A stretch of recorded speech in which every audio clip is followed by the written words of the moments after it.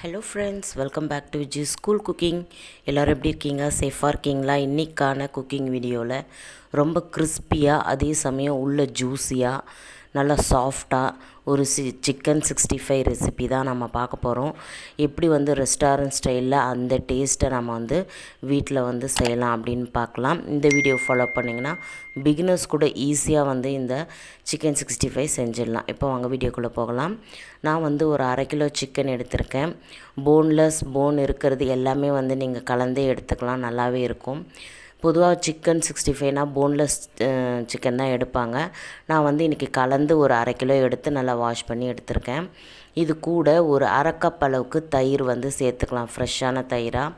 தயிர் நீங்கள் எவ்வளோ சேர்க்குறீங்களோ அந்த அளவுக்கு சிக்கன் சாஃப்டாக இருக்கும். கூடவே ஒரு 2 டேபிள் ஸ்பூன் அளவுக்கு கார்ன்ஃப்ளவர் மாவு சேர்த்துக்கலாம். கார்ன்ஃப்ளவர் மாவு சிக்கன் பொரித்து எடுக்கும்போது ஒட்டாமல் வரும். ஒரு ஃப்ளேவருக்காக இஞ்சி பூண்டு பேஸ்ட்டு, ஒரு டேஸ்ட்டுக்காக 1 ஸ்பூன் அளவுக்கு சேர்த்துக்கிறேன். நான் இன்றைக்கி சிக்கன் 65 மசாலா தான் சேர்க்க போகிறேன். உங்கள்கிட்ட இது இல்லை, நீங்கள் இது வேணான்னு நினச்சிங்கன்னா 1 ஸ்பூன் குழம்பு மிளகாய்த்தூள், ஒரு 1/2 ஸ்பூன் காஷ்மீரி மிளகாய்த்தூள் சேர்த்துக்கோங்க.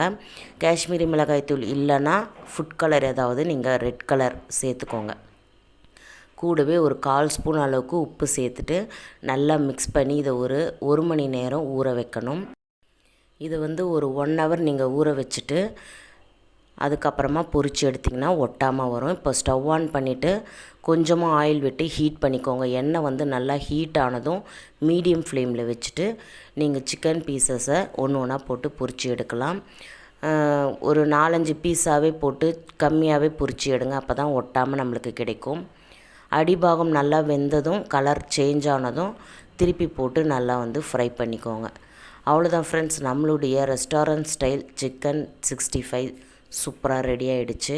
நான் இதே மாதிரி மற்ற எல்லா சிக்கன் பீசஸையும் பொரிச்சிட்டு உங்கள்கிட்ட காட்டுறேன், எந்த அளவுக்கு சாஃப்டாக கிறிஸ்பியாக இருக்குதுன்னு சொல்லிவிட்டு. கண்டிப்பாக இந்த வீடியோ உங்களுக்கு பிடிச்சிருக்குன்னு நினைக்கிறேன். நீங்களும் இந்த ரெசிபியை உங்கள் வீட்டில் ட்ரை பண்ணி பாருங்கள். அண்ட் இதில் நீங்கள் எக்கு கூட, அதாவது முட்டை கூட ஒரு முட்டை கூட கலந்து நீங்கள் செய்யலாம், ரொம்பவே டேஸ்ட்டாக இருக்கும். நான் முட்டைலாம் சேர்க்கலை. முட்டையெல்லாம் சேர்க்காமலே நம்ம சூப்பராக சிக்கன் ஒன்றோட ஒன்று ஒட்டாமல், அடியில் ஒட்டாமல் நம்மளுக்கு சூப்பராக கிடச்சிருக்கு. நல்லா செம்மையாக இருக்குது பாருங்கள், நல்லாவே இருக்குது. இந்த 65 மசாலா தான் போடணுன்னு இல்லை.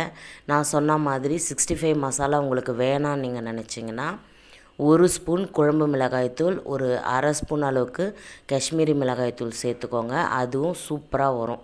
கண்டிப்பாக உங்கள் வீட்டில் ட்ரை பண்ணி பாருங்கள். நெக்ஸ்ட் வீடியோவில் சந்திக்கலாம். until then, bye from Viji.